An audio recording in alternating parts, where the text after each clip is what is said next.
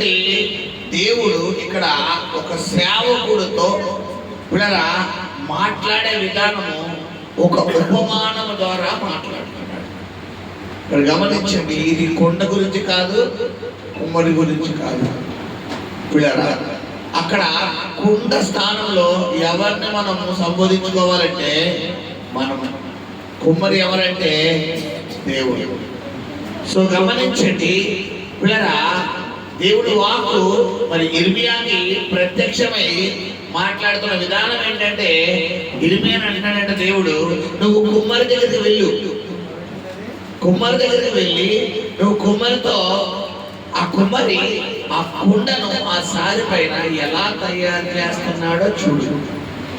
చూసిన తర్వాత నా వాక్కు నీకు విడుదల చేస్తాను అంటున్నాడు. హల్లెలూయా. ఇదైతే నిజమే పిల్లరా. ఎందుకంటే ఈ సబ్జెక్ట్ ఒక నిమిషం మనం పక్కన పెడితే, కొన్ని సందర్భాల్లో మనము ఏదైనా పని చేస్తున్నప్పుడు, ఎక్కడికైనా ప్రయాణం చేసినప్పుడు, ఏదైనా వస్త్రాలు ధరిస్తున్నప్పుడు, ఏదైనా వస్తువు సర్దుతున్నప్పుడు, అప్పుడు దేవుడు స్వరం ఎవరికి వినబడుతుందంటే మనకి వినబడుతుంది. ఉదాహరణకు మనం ఏదో సమస్యలో బాధలో ఉన్నాం, మనం ప్రయాణం చేస్తున్నాం, ఆ సమస్య కోసమే ఆలోచిస్తున్నాం. మనం ప్రయాణంలో ఉన్నాం, ఆ సమస్య కోసమే ఆలోచిస్తున్నాం. ఇప్పుడు దేవుడి స్వరం మనకు వినపడతాం. ఎలాగా ఏమన్నా చెప్పగలరా? మీకు నేను క్లూ ఇచ్చేసాను. మనం చాలా బాధలో ఉన్నాం, మనం ప్రయాణం చేస్తున్నాం. చెప్పలే, మన ఎదురుగుండా ఏదో వాహనం వెళ్తారు. ఆ వాహనం ద్వారా భయపడక నేను నీకు తోడుగా ఉంటాను, నీ కన్నీటిని నేను ఆలకించాను, నేను స్వస్థపరిచి యెహోవాని నేనే, నీ పక్షంగా నేను కార్యం చేయబోతున్నానని ఒక మాట మనకు వినపడుతుంది. ఇప్పుడు దేవుడు మాట్లాడమని ఇదే స్పెసిఫిక్ గా డైరెక్ట్ గా నేను మొక్కల్లో మొహం పెట్టి మాట్లాడుతాడంటే అది కాదు. అంటే కొంతమంది ఆలోచనలు దేవుడు మాట్లాడమంటే ఇలా మొహంలో మొహం పెట్టి ఇలా మొహంలో మొహం పెట్టి మాట్లాడతారేమో అనుకుంటారు. కాదు, దేవుడు మనుషులా మాట్లాడతాడు. దేవుడు ఎందుకు అవుతాడు? ఆయన ప్రకృతి ద్వారా మాట్లాడతాడు, ఆయన పరిస్థితుల ద్వారా మాట్లాడతాడు, ఆయన వస్తువుల ద్వారా మాట్లాడతాడు. ఒక్కొక్కసారి పిల్లరా మనం ఒకరిని బాగా ప్రేమించాం, చాలా ఎంత అంటే అంత ప్రేమించాం. ఇప్పుడు వారు మనకు కొంచెం దూరం అయిపోయారు. వారు మనల్ని ప్రేమించడం, వారు మనకు గిఫ్ట్ ఇచ్చారు. ఆ గిఫ్ట్ ఎక్కడ ఉందంటే మన కళ్ళ ముందు ఇల్లు చదువుతుంటే ఆ గిఫ్ట్ కనబడింది. ఇప్పుడు ఆ గిఫ్ట్ మన కళ్ళ ముందు కనబడతారా, ఆ వ్యక్తి కళ్ళ ముందు కనబడతారా? చెప్పాలి. ఆ వ్యక్తిని బట్టి ఇలా గిఫ్ట్ పట్టుకుంటాం. అవును కదా, ఒకప్పుడు నాకు గిఫ్ట్ ఇచ్చారు కదా, ఇప్పుడు దగ్గర లేరు కదా. అది ఏదైనా దేవుడు చిత్తంలో ఎవరుంటే నా జీవితంలో ఎవరుంటే దేవుడు చిత్తమో వాళ్ళే ఉంచుతాడు. ఎవరు చిత్తం కాకపోతే అప్పుడు ఎంత ప్రేమించిన వ్యక్తి ఇప్పుడు నాకు ఎంత శత్రువు అయిపోయారు, ఎంత విరోధం అయిపోయారు. ఏదైనా ఈ లోకంలో ఏది శాశ్వతం కాదు, దేవుడు తప్ప. మనం పని చేసుకుంటున్నాం. అసలు ప్రార్థన చేసావా? అసలు వాకింగ్ చేసావా? ఇప్పుడు గమనించండి పిల్లరా, దేవుడు నాతో మాట్లాడాలి అన్న ఒక ఆశ నీ హృదయంలో ఉంటే గనక నువ్వు ఏ పని చేసినా ప్రభు ఎవరితో మాట్లాడతాడు? నీతో మాట్లాడతాడు. హల్లెలూయా. దినాన వైజాగ్ ప్రాంతానికి వెళ్ళా. వైజాగ్ వెళ్ళి అక్కడ ప్రార్థన అంతా అయిపోయింది. సరే రైల్వే స్టేషన్లో కూర్చుంటే ఒక లేడీ దగ్గర వచ్చి బాబు ధర్మం చేయడం అడుగుతుంది. ఆవిడ పొజిషన్ చూస్తే కొంచెం పర్వాలేదు, బాగానే ఉన్నట్టుగానే ఉంది. అంటే మరీ అది కాదు, కొంచెం పర్వాలేదు. సరే నేను తీర్థం కదా, వేలాడి దిశలో ప్రభు నాతో అంటాడు, నువ్వు డబ్బులు అయితే ఈవిడికి డ్రింకింగ్ అలవాటు ఉంది, ఈవిడికి మద్యం అలవాటు ఉంది, నువ్వు ఇచ్చిన డబ్బులు తీసుకెళ్ళి మద్యం తాగుతుంది. ఇప్పుడు అక్కడ నేను ప్రార్థన చేస్తానా? ఇప్పుడు ప్రార్థనలో ఉన్నానా? నేను ఏం చేద్దాం అనుకున్నాను? ఒక 5 రూపాయలు 10 రూపాయలు దానం చేద్దాం అనుకున్నాను. ఇప్పుడు ప్రభు అంత పక్కాగా ఎలా మాట్లాడగలుగుతున్నాడంటే, ప్రభు కొరకు నా ప్రాణం ఏమవుతుంది? ఆ ఆలోచనలో ఉండాలి 24 గంటలు.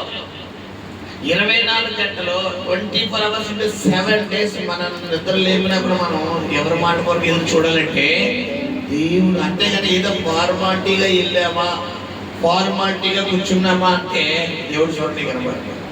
నువ్వు ఏ పని చేసినా, నువ్వు ఉద్యోగానికి వెళ్ళినా, వ్యాపారానికి వెళ్ళినా, జీవనోపాధికి వెళ్ళినా, పడుకున్నా, తిన్నా, వాష్రూమ్లో ఉన్నా, నాతో దేవుడు ఎక్కువ మాట్లాడిన అనుభవం ఎప్పుడు తెలుసా? వాష్రూమ్ ఎక్కువ. మీరు నమ్మంటే నమ్మకపోండి, నేను తెగిది చెప్తున్నాను. సిగ్గుపడాలి కానీ నాకు సిగ్గు అవసరం లేదు.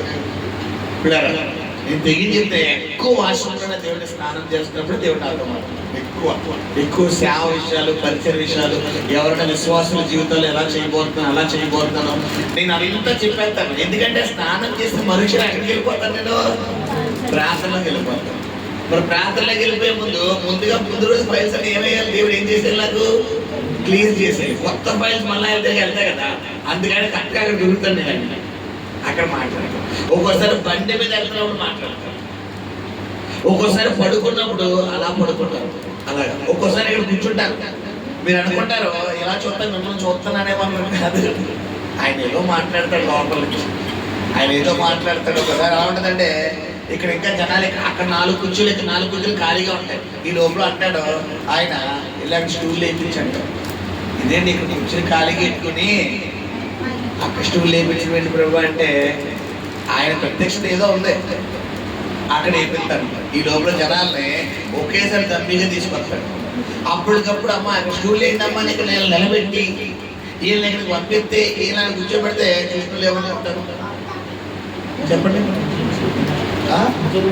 కూర్చోబెట్టి కూర్చురా, అది పద్ధత. ఇప్పుడు దేవుడు ఏం చేస్తాడంటే, మనకి ఘనతనిచ్చే దేవుడే తప్ప మనల్ని అవమానపరిచే దేవుడు కాదు. హల్లెలూయా. చిన్న విషయంలో మాట్లాడతాడు ప్రభు, పెద్ద విషయాలే కాదు, చిన్న విషయం. హల్లెలూయా. నువ్వు తినే విషయంలో, తాగే విషయంలో, నువ్వు ధరించే విషయంలో, ప్రతి విషయంలో ప్రభు మాట్లాడతాడు. ఇక్కడ ఇర్మియాకు యెహోవా వాక్కు ప్రత్యక్షమై ఒక కుమ్మరి వాడి దగ్గరికి వెళ్ళి, పిల్లరా ఆ కుమ్మరి వాడు ఆ కుండను తయారు చేస్తున్న విధానం నువ్వు చూడు, అది చూస్తుండగా నా స్వరం నీకు వినిపిస్తుంది అక్కడ. మాట చదవడం వల్లనే నీవు లేచి కుమ్మరి ఇంటికి పొమ్ము, అక్కడ నా మాటలు నీకు తెలియజేతును. నేను కుమ్మరి ఇంటికి వెళ్ళగా వాడు తన సార మీద పని చేయుచుండెను. కుమ్మరి జిగట బంటితో చేయుచున్న కుండ వాని చేతిలో విడిపోగా ఆ జిగట మన్ను మరలా తీసుకొని, కుమ్మరి జిగట బంటితో చేయుచున్న కుండ వాని చేతిలో విడిపోగా ఆ జిగటమును మరలా తీసుకొని కుమ్మరి తనకు యుక్తమైనట్టుగా దానితో మరేమకుండా చేశాను. హల్లెలూయా. మీకు అర్థమైపు అట్లా చూపిస్తాను. ఇప్పుడు ఇది కుండ అనుకోండి, కుండని ఇలా చెక్కుతున్నాడు, ఇలాగా కుండని ఆ సారిని చెక్కుతుంటే పిల్లలు అలా తయారు చేస్తుంటే, ఈ తయారు చేసిన దాంట్లో వచ్చి ఇలాగ అంటారు కదా, ఇలాగా ఈ 2 చేతుల దాంట్లో తెలిసేప్పుడు కుమ్మరి వాడు కుండ తయారు చేసి చూసారా? మీరు ఐడియా ఉందా? ఇలా అంటారు. ఇలా అన్న తర్వాత అందులో ఎక్స్ట్రా మట్టి అంటే ఏముంటుంది, ఇలా చేతిలో కూర్చొని అలా చెక్కుతున్నప్పుడు ఆ పిల్లలు ఆ చేతిలో కూర్చేసిన ఆ మట్టి తీసుకెళ్ళి ఏం చేస్తారంటే పక్కన పెడతారు. మళ్ళా దాంతో ఏం చేస్తాడు, ఇక్కడ అదే చెప్తున్నాడు అనమాట. సరే ప్రభు, నాకు ఇది కనబడుతుంది. ఆ కుమ్మరి వాడు కుండను తయారు చేస్తున్నప్పుడు నేను చూస్తుండగా అందులోంచి కొద్దిగా మట్టి ఎక్స్ట్రాగా వస్తుంది, దాన్ని తీసుకొచ్చి పక్కన పెట్టి మరొక కుండను తయారు చేస్తున్నాడు. ఇప్పుడు దీని ఉపమానం ఏంటంట చదువురాడ, దీనికి అర్థం ఏమన్నది అక్కడ? అంతట యెహోవా వాక్కు నాకు ప్రత్యక్షమై ఇలాగ సెలవిచ్చెను. ఇశ్రాయేలు వారలారా, ఈ కుమ్మరి మట్టికి చేసినట్లు నేను నీకు చేయలేనా? ఇదే యెహోవా వాక్కు.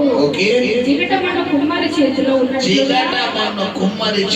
ఉన్నట్లుగా ఇశ్రాయేలు వారలారా, మీరు నా చేతిలో ఉన్నారు. హల్లెలూయా.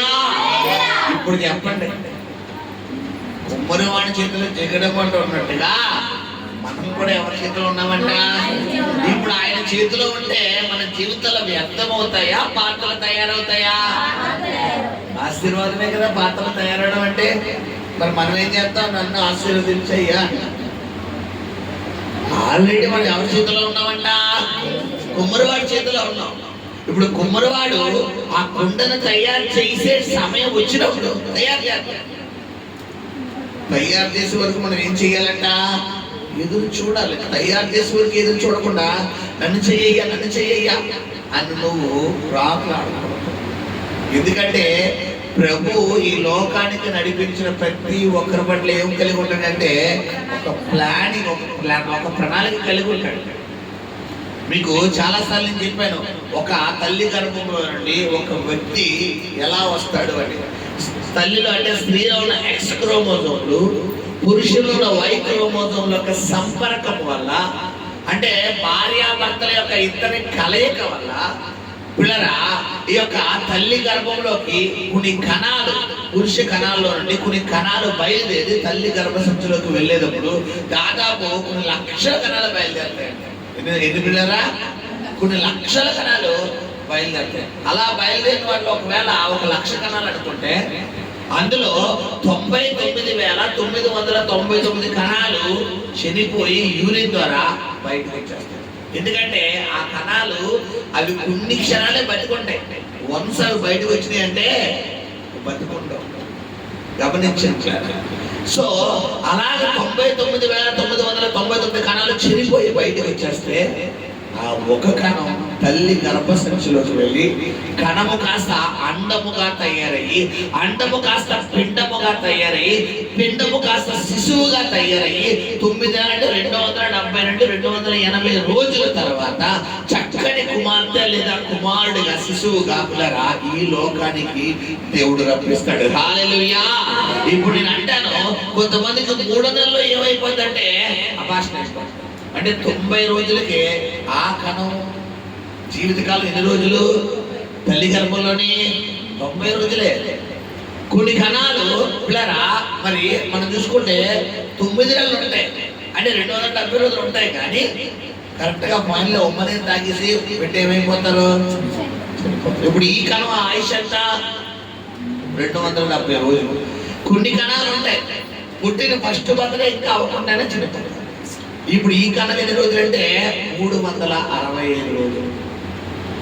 ఇప్పుడు నేను అడుగుతాను, ఈ రోజు వరకు నన్ను సజీవంగా ఉంచిన దేవుడు వాళ్ళెవ్వరి పట్ల లేని ప్లానింగ్ నీ పట్ల నా పట్ల ఉందా లేదా? శబ్దంగా చెప్పాలి. మరి ఉంది కాబట్టి సజీవంగా ఉంచాడు. మరి ఉంది కాబట్టి ఈ రోజు వరకు నువ్వు అనేక మార్లు కష్టం వచ్చినా, బాధ వచ్చినా నేను చచ్చిపోతాను అన్నా కూడా ఇప్పుడు దాకా మరణం అనేది నీ దరిదాపుల్లోకి రాకుండా నీ చుట్టూ కంచె వేశాడంటే నీ పట్ల దేవుడికి ఏదో ఒక ప్లానింగ్ ఉంది. హల్లెలూయా. అంత గొప్ప దేవుడిని ఆరాధిస్తున్నావు. నీ తల్లి గర్భంలో 3 నెలలు నేను చంపొచ్చు దేవుడు కావాలనుకుంటే, 6 నెలలు నేను చంపొచ్చు. ఎందుకంటే ఎంతమందికి 3 నెలల అబార్షన్ అవుతలేదు? అవునా కదా? ఎంతమంది గర్భిణి వచ్చినట్టు వచ్చి పోవడం లేదు? ఎంతమందికి 6 నెలల్లో అబార్షన్ అవుతలేదు? ఎంతమంది 9 నెలలు? మనం చాలా వార్తలు బయట ఉంటాం కదా, బిడ్డ పుట్టిందమ్మా, చాలా అందంగా ఉందమ్మా, పాపం చనిపోయిందమ్మా హాస్పిటల్లో అంటారు. ఎంతమంది పిల్లలు చిన్న వయసులో నిద్రించడం లేదు?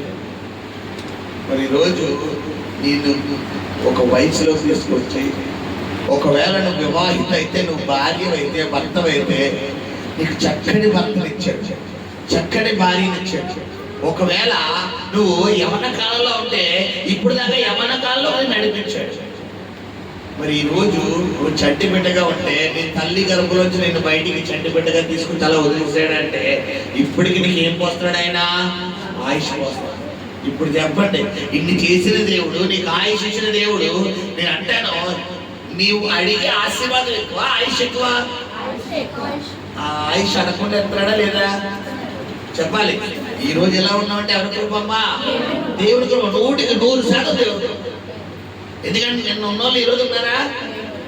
అంతెందుకు నిన్న గడిచ 1 గంట క్రితం ఉన్నోళ్ళు ఈ రోజు ఉన్నారంటే మరి ఈ రోజు వరకు మనం సజీవంగా ఉన్నామంటే దేవుడి కృప. హల్లెలూయా. నేను మిమ్మల్ని అడుగుతాను పిల్లరా, ఇప్పటిదాకా నీకు ఆయుష్ ఇచ్చి ఇక ముందు కూడా ఆయుష్ ఇవ్వబోతున్న దేవుడు నువ్వు అడిగిన ఇస్తాడా? ఎవడా? తప్పకుండా ఇస్తాడు. కాకపోతే మనం ఏం చేయమంటే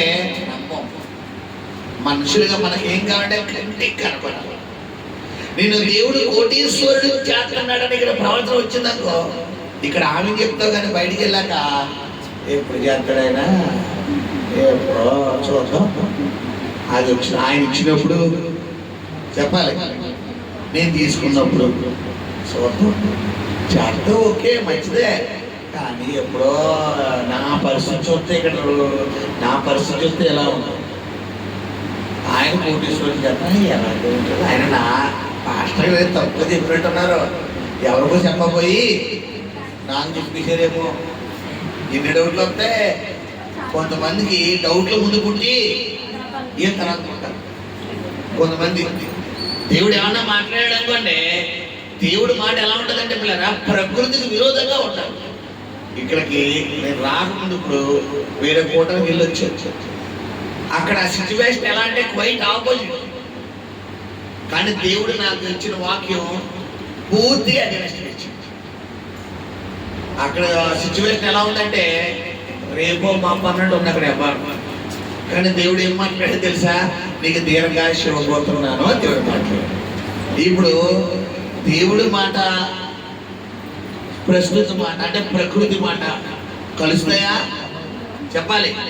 దేవుడు మాట ఏంటంటే పిల్లరా చూడండి, సూర్య చంద్రులు ఆపేస్తారు. ప్రకృతి మాట కనీసం సూర్యుడిలో మనం కళ్ళు కూడా ఎట్టగలవా? ట్రై చేయండి. సూర్యుడి కళ్ళు ఇలా ఒక నిమిషం పెట్టి, నా ఫ్రెండ్ ఉండేవాడు ఎత్రాని,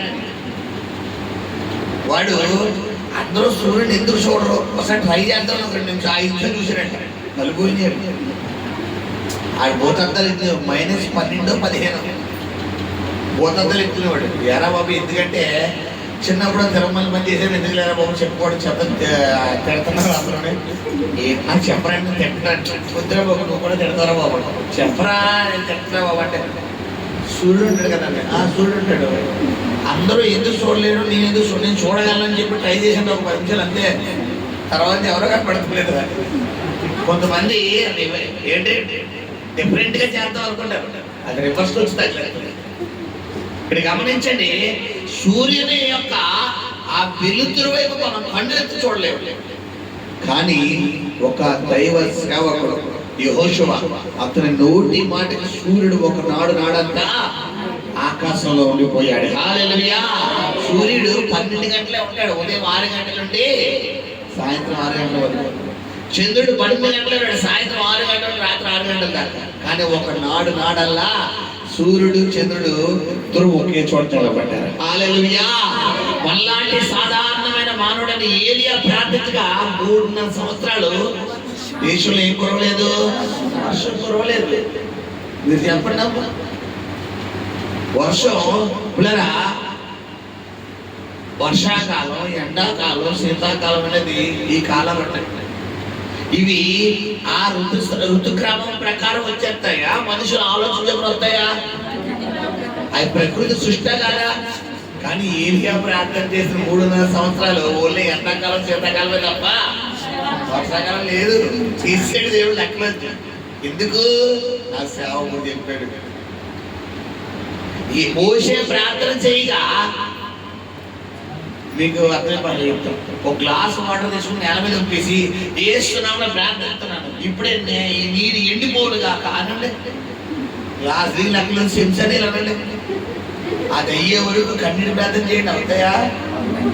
ఏలియా మోషే ప్రార్థన చేసి సముద్రం ఏమైపోయింది? 2 పాయలు అయిపోయింది. అదే చెప్తున్నాడు ఇక్కడ. నీ ప్రస్తుత పరిస్థితి సముద్రంలాగే ఉంది. నీ ప్రస్తుత పరిస్థితి ఎరుకో గాడిలాగే ఉంది. నీ ప్రస్తుత పరిస్థితి యోర్దాను నదిలాగే ఉంది. నీ ప్రస్తుత పరిస్థితి ఎండమోగులాగే ఉంది. ఇప్పుడు ప్రస్తుత పరిస్థితిని చూడాలా, ఆ పరిస్థితిని తారుమారు చేయగలిగే దేవుడిని చూడాలా? దేవుడిని చూడాలి అంటే నీ దృష్టి పరిస్థితి నుంచి ఏం చేయాలి? తప్పించాలి. గమనించండి, చాలా మంది నాకు ఏమర్థం కాదు, ఈ అప్పులు ఎప్పుడు పోతాయి ప్రభా, నాకు టెన్షన్ వచ్చేస్తుంది ఆయన, ఈ అప్పులు తొలగింది. అసలు ఎవడ ఆలోచించమని నేను అది పాస్టర్గా మీరు ఆలోచించకపోతే పక్కింటలు ఆలోచిస్తారండి అంటే అసలు ఎవడ ఆలోచించమని నేను భారం మోచిన సమస్త జల్లారా నేను మీకు ఇస్తాను, నీ చింత యావత్తు చెప్తున్నాడు. మనం ఏం చేస్తా, అయ్యో ప్రభు నీకు ఎందుకు నాయన అంత బాధ అంత శ్రమ, నా కష్టం ఏదో నేనే మోసుకుంటాను, నా అందరి కష్టాలు నువ్వు మోస్తున్నావు, నాది కూడా ఏం మోస్తలేనా అని చెప్పి కొంతమందికి దయ్యా ప్రాప్తులు అన్నమాట. అంతొద్దు మనకి. భారం యావత్తు ఎవరి మీద పోయమన్నాడు ఆయన మీద వేసేమన్నాడు. వేసే నువ్వు చెయ్యాల్సిందల్లా ఒకటే, నీ ప్రస్తుత పరిస్థితి మీద ఏం చేయకూడదు పిల్లరా, దృష్టి పెట్టకు. నా దేవుడు అన్నాడు చూసుకుంటాడు, నా దేవుడు చేస్తాడు, నా దేవుడు చేస్తాడు అంతే. అలాగే నేను అడుగుతున్నాను, ఏమైందంటే వైజాగ్ నుంచి రిటర్న్ వస్తున్నాను. నేను రిటర్న్ వచ్చేటప్పుడు ఒక ట్రైన్ మిస్ అయిపోయా. కరెక్ట్గా టికెట్ తీసుకున్నాను. టికెట్ తీసుకునేటప్పుడు టికెట్ ఇచ్చావిడ అంటున్నారు, సరే ఈ ట్రైన్ వెళ్ళిపోద్దండి అంటున్నారు. సరే మేడం పర్వాలేదు, ఉంటే ఎక్కుతాను, లేకపోతే ఇంకో దానికి ఉపయోగపడుతుంటే ఉపయోగపడుస్తారన్నారు. సరే అని చెప్పి టికెట్ తీసుకుని ప్లాట్ఫామ్ గబగబా నడుచుకుని వస్తాను. నేను ఫస్ట్ ప్లాట్ఫామ్లో టికెట్ తీసుకుని 7వ ప్లాట్ఫామ్ ట్రైన్ వచ్చింది. ప్లాట్ఫామ్ యాప్లో చూసినప్పుడు ఏమో 7వ ప్లాట్ఫామ్ ఉంది. సరే అని చెప్పి 7వ ప్లాట్ఫామ్ వస్తాను. గబగబా వస్తే ట్రైన్ వెళ్ళిపోయాను. నేను వచ్చేసరికి వైజాగ్ దాటేసి పిల్లరా మాలేపల్లి అనే ఆ స్టేషన్కి వెళ్ళిపోయింది. రైలు మిస్ అయిపోయింది అనుకుని అక్కడ నిలబడ్డాను. ఆ పట్టాలో చూశాను, ఏసునామంలో ఇంకొక మంచి ట్రైన్.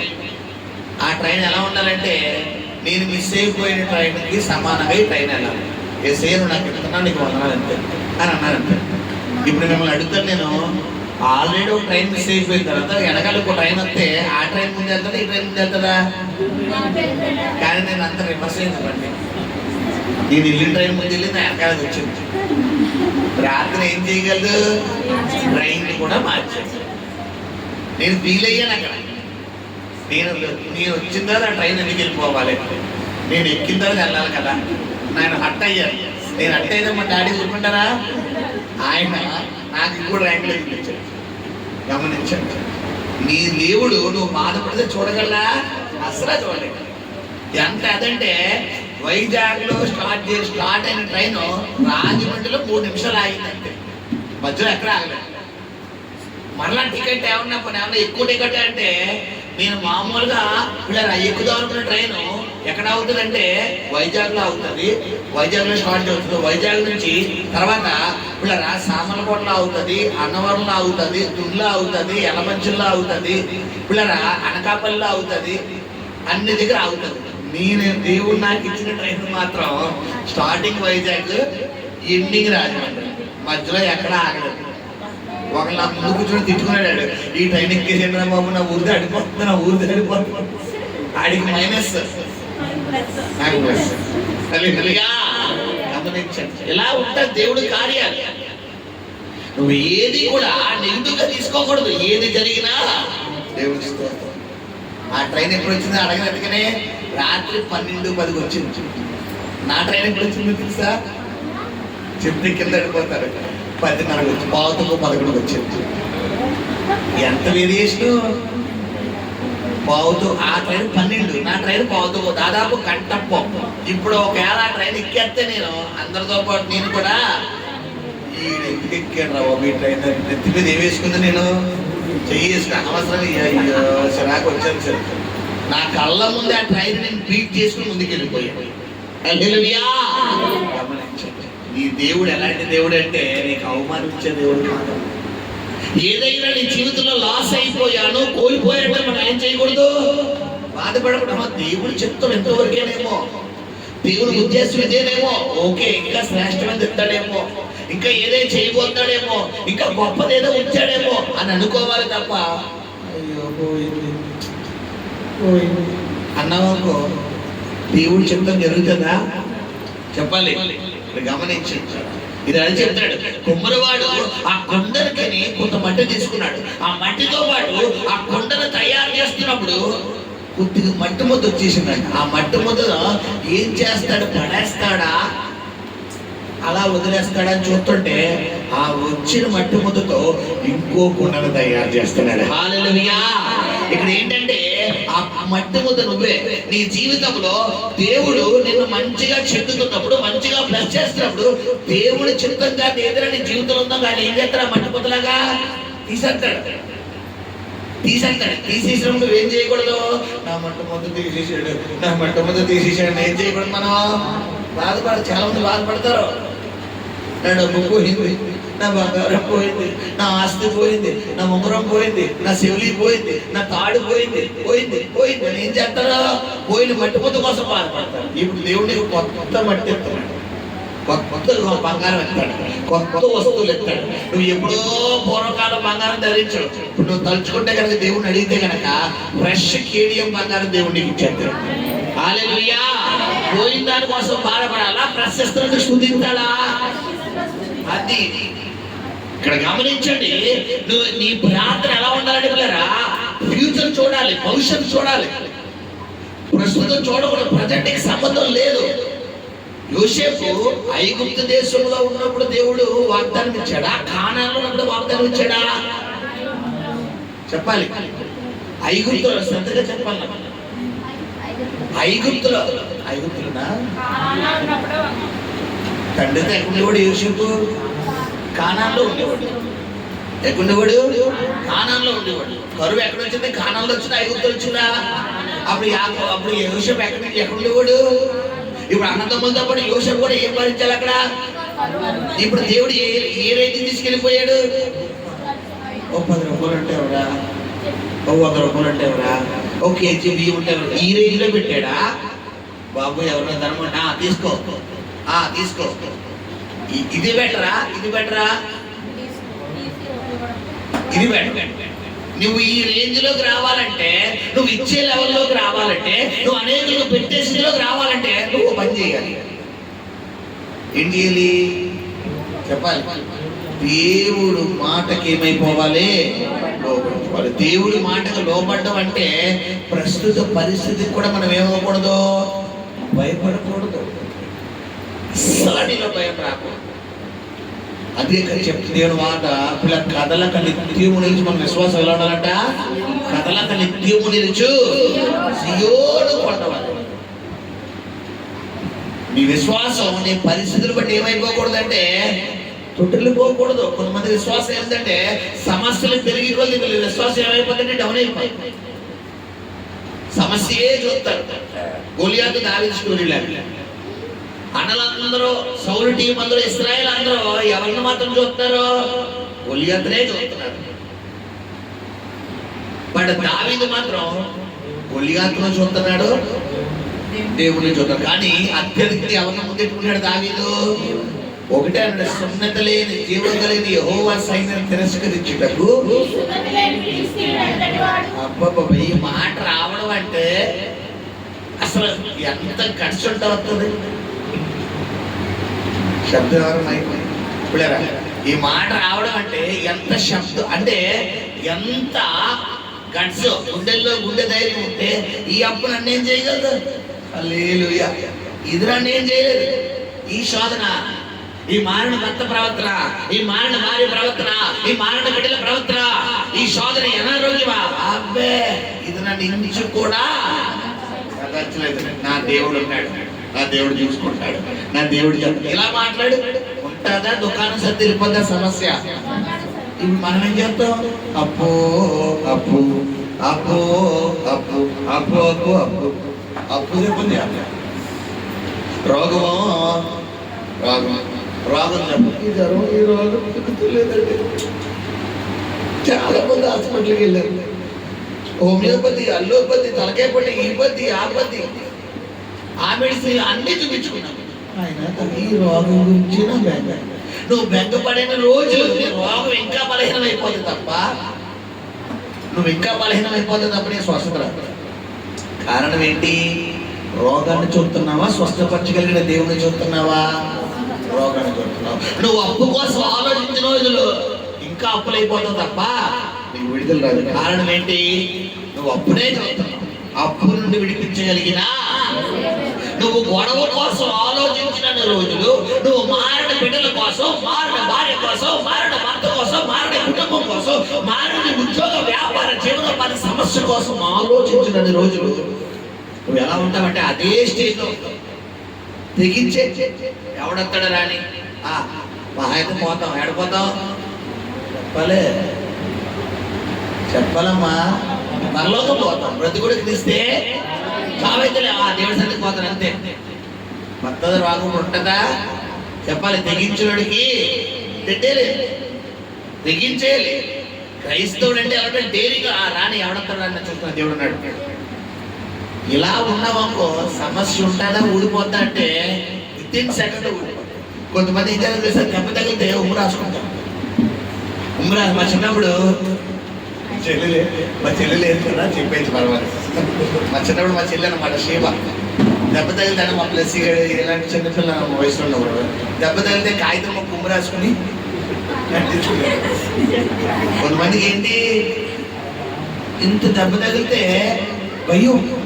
ఆ దెబ్బ ఒక చూడలేదు, అదే నాకు దెబ్బ తగిలితే తెలుసా అంటారు. ఏంటమ్మా ఏదో పెద్ద అర్థమేమో అనుకుంటా. చిరగతే ఏంటి, ఎంత చిన్న గోడ తీసుకుంటారు. ఇది దెబ్బ, అబ్బా అబ్బా ఏంటి. నీ యాటిట్యూడ్ బట్టి శరీరం బలహీనం అయిపోతుంది. నువ్వు ఎలా చూడాలంటే సమస్యను సమస్యలా చూడకూడదు. దేవుడు ఉన్నాడు, ఇది నన్నేం చేయగలదు, ఈ శోధ నన్నేం చేయగలదు, ఈ కష్టం నన్నేం చేయగలదు, ఈ అప్పు నన్నేం చేయగలదు, ఈ మానసిక ఒత్తిడి నన్నేం చేయగలదు, ఏది నన్ను ఇంచు కూడా నా దేవుడు చూసుకుంటాడు. వీటన్నిటికంటే నా దేవుడు గొప్పోడు. ఒకప్పుడు భయంకరమైన పరిస్థితిలో ఉన్న నన్ను విడిపించిన దేవుడు ఇప్పుడు ఈ సముద్రం, ఈ చిన్న సమస్య నుంచి నన్ను విడిపించలేడా? మీరు మాట్లాడండి పిల్లరా, మీరు అలా మీ సమస్యతో మాట్లాడండి. సమస్య మీ ఇంటిని విడిచిపెట్టి వెళ్ళకపోతే అన్నాడు. మీకు ఛాలెంజ్ జరుగుతుంది. అలా కాకుండా సమస్యలు ఎదురుగుండా పెట్టి కూర్చుని ఆ గొలియాత 5 ఎన్ని రోజులంట 40 రోజులు ఆడు ప్రతిరోజు ఉదయం సాయంత్రం రావడం. ఎవడైనా ఉన్నాడా మగాడు, కొట్టే మగాడు అంటాడు. చూస్తున్నాడు సౌలా నేను వెళ్ళిపోతాను అంటాడు. ఎవడొచ్చి ఎవరో ఎలియా బయటికి కత్తించుకుని వెళ్ళిపోదా అంటాడు. ఆడు ఎవడరా మనకి సౌలా నేను రిజెక్ట్. ఇంకోటి అంటాడు ఎవడో క్షమ. సౌలా అనియా వెళ్ళరా నాకు వస్తున్నాడు బాబు, నువ్వు వెళ్ళరా బాబు, చూడరా నేను ఇల్లు వేసేస్తాను బయటికి. సౌలా నాకు అవకాశం షమ్మ ఇల్లు సమ్మ వస్తున్నాడు. ఎలా వస్తున్నాడు ఎవడరా నువ్వేనా బాబు, ఈ తనకాయ ఇట్లా బాబు ఎంతుంది, ఇది హైట్ పర్సనాలిటీ అంటే ఎంత ఉంది అని మనకు సెట్ అవ్వలే. ఆడి దగ్గరికి వెళ్ళామంటే ఏదో కౌసి పెట్టను ఏలాంటి తీసినట్టు బయట కౌసి పెట్టి ఏలాంటి తింటారు కదా ఇప్పుడు చికెన్ లెగ్ పీసుల దగ్గర. అలా మనల్ని కూడా ఏడాది చేస్తారు. ఎందుకు వచ్చింది రా బాబు అని చెప్పి ఆడ కట్అవుటే చూస్తారు అన్నారు. వీళ్ళందరి వల్ల అవ్వలేదు. ఒకడు వచ్చాడు, ఎవరు దావీదు. వీళ్ళందరికీ భిన్నమైన వీళ్ళందరూ యవనస్తులు, దావీదు మాత్రం బాలుడు. వీళ్ళందరికీ యుద్ధాలు వచ్చు, దావీదుకి మాత్రం కత్తి పట్టుకోవడం కూడా రాదు. వీళ్ళందరూ యుద్ధంలో ప్రావీణ్యులు, దావీదుకి కనీసం కత్తి తిప్పడం కూడా రాదు. కత్తి పట్టుకోవడమే రానప్పుడు తిప్పడం ఎక్కడి నుంచి వస్తుంది, తిప్పడమే రాదు, పట్టుకోవడమే రాదు. ఇప్పుడు ఆ యొక్క యుద్ధ కవచం ధరించడమే రాదు. నాకు వాడికి లేదంటాడు. ఒకటైతే దావీదుకి వాడుకోలేదు. ఏంటి చెప్పాలి చెప్పాలి ఏంటా వాడికి తెలుసా? యేసుని పాడడం, యేసుని స్తుతించడం, యేసుని గణపరచడం, దుర్గముగా శైలముగా శృంగముగా ప్రాకారముగా పిల్లలు ఎత్తైన కోటగా దేవుణ్ణి ముందు వెళ్ళడం దావీదుకు వచ్చు. ఇవేవి ఆ వేస్ట్ కలిగి రావు. ఆ లోకంలో బెస్ట్, దేవుళ్ళో 0. బట్ దావీదు మాత్రం దేవుళ్ళో బెస్ట్, లోకంలో 0. నువ్వు లోకంలో ఎంత బెస్ట్ అయ్యింది దేవుళ్ళో కారణంగా చేద్దాం అనుకుంటావా? నీ వల్ల అవదు. నువ్వు చెప్తాను, కలెక్టర్ చదివిన తెలుగు చదివిన వాళ్ళు సైతం ఏం చదవలేదు తెలుసు, సరిగ్గా బైబిల్ చదవలేదు. మీరు గమనించండి, ఎప్పుడైనా మంచి తెలుగులో ప్రావీణ్యంగా చదివేసి పిల్లరా.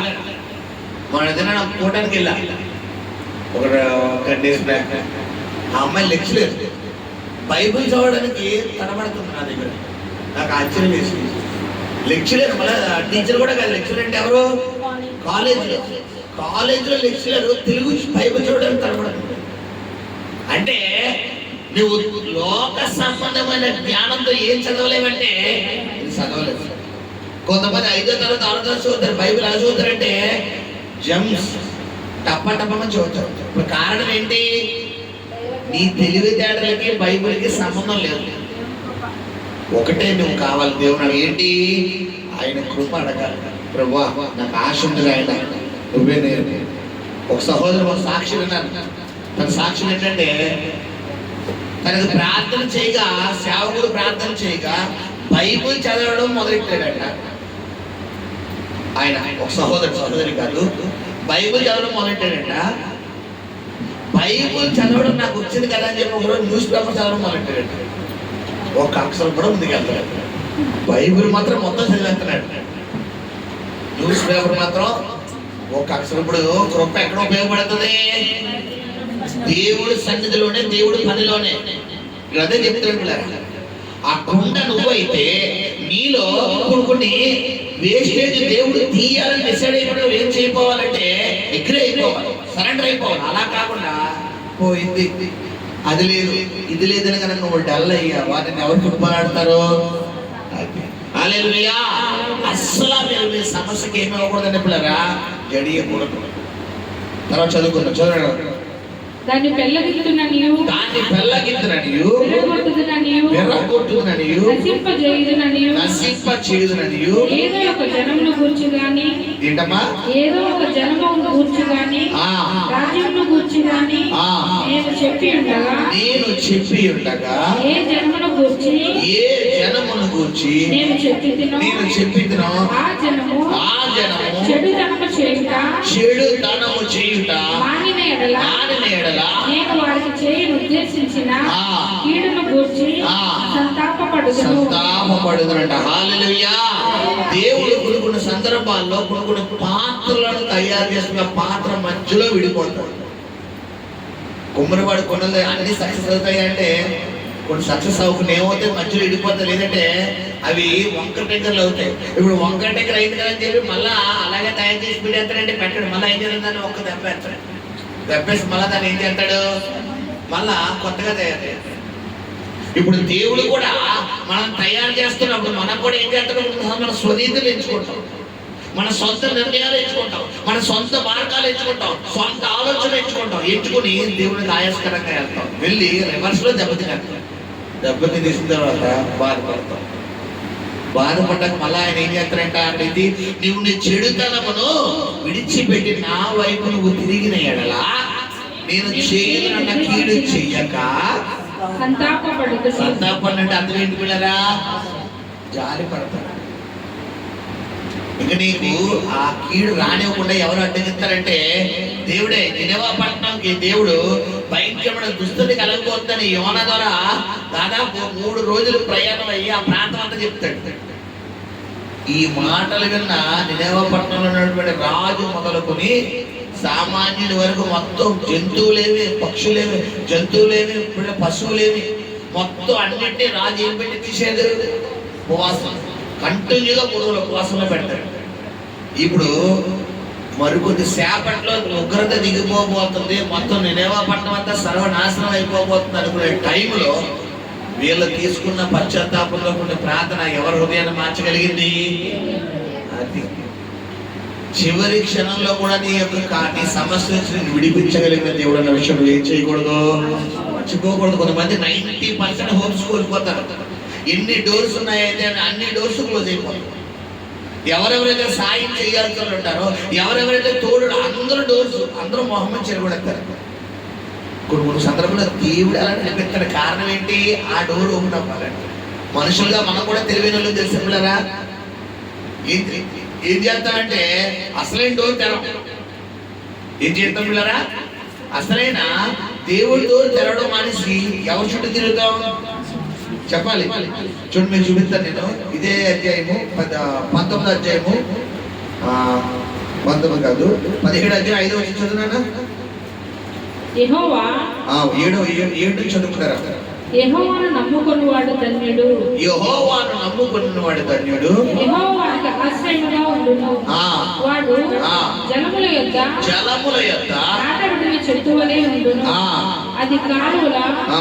ఓరన దాని వెళ్ళు తట్టును. వెట్టగలిగినను ఓకే, దానికి భయపడదు. దాని ఆకు పచ్చగా నుండును. దాని ఆకు ఎలా ఉంటదంట? పచ్చగా. యెహోవాను నమ్ముకున్నవాడు.